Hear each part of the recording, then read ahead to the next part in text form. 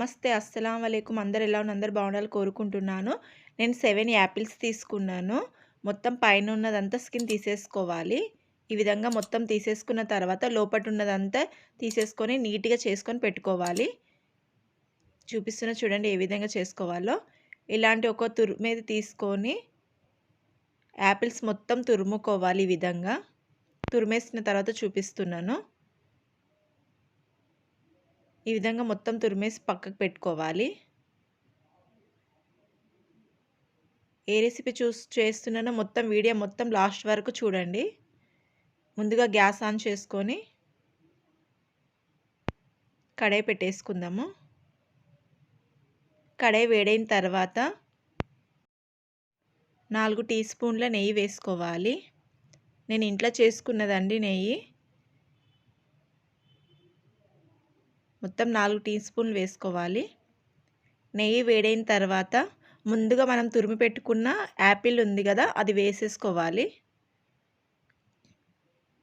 చాలా easy recipe అండి, చాలా బాగుంటుంది. ఈ విధంగా మొత్తం కలిపేసుకోవాలి. కలిపేసిన 4-5 నిమిషాలు అయిన తర్వాత మొత్తం దగ్గర పడుతుంది. అప్పుడు చూపిస్తున్నా చూడండి. ముందుగా తురిమి పెట్టుకున్న కొబ్బరి 150 గ్రాములు ఉంటుంది, అది కూడా అందులో వేసేసుకోవాలి. పల్లీలు అండి వేయించుకొని నేను పొడి చేసి పెట్టుకున్నాను, అది చూపించలేను.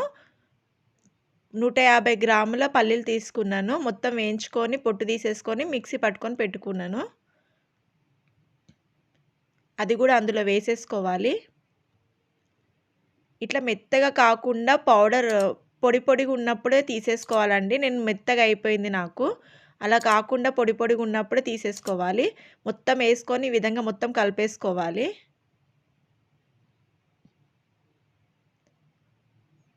ఈ విధంగా కలుపుకున్న తర్వాత బెల్లం తీసుకోవాలి. నేను బెల్లం 200 గ్రామ్స్ తీసుకుంటున్నాను. ఈ విధంగా 2-3 నిమిషాలు అయిన తర్వాత ఈ విధంగా అవుతుంది. మొత్తం కలుపుకుంటూనే ఉండాలి సిమ్లో పెట్టుకొని.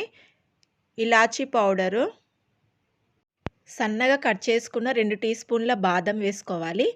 సన్నగా కట్ చేసుకున్న కాజు 2 టీ స్పూన్లు వేసుకోవాలి. మొత్తం కలుపుకుంటూ ఉండాలి. ఈ విధంగా మొత్తం కలిపేసుకుంటూ ఉండాలి. మనకి రెసిపీ ఎలా రెడీ అయిపోయిందని తెలుసుకోవాలంటే మనకి ప్యాన్కి అంటుకోకుండా ఉంటుందండి. అప్పుడే మనకి రెసిపీ కరెక్ట్గా రెడీ అయిపోయినట్టు అర్థమవుతుంది. చూడండి ఇప్పుడు ప్యాన్కి అతుక్కుంటలేదు. ఇలా అయినప్పుడు గ్యాస్ ఆఫ్ చేయండి, సరిపోతుంది. ముందుగా ఒక ప్లేట్ తీసుకొని ముందుగా రెడీ చేసిన పెట్టుకున్నదంతా అందులో వేసేసుకోవాలి. స్పూన్తో మొత్తం స్ప్రెడ్ చేసుకోవాలి.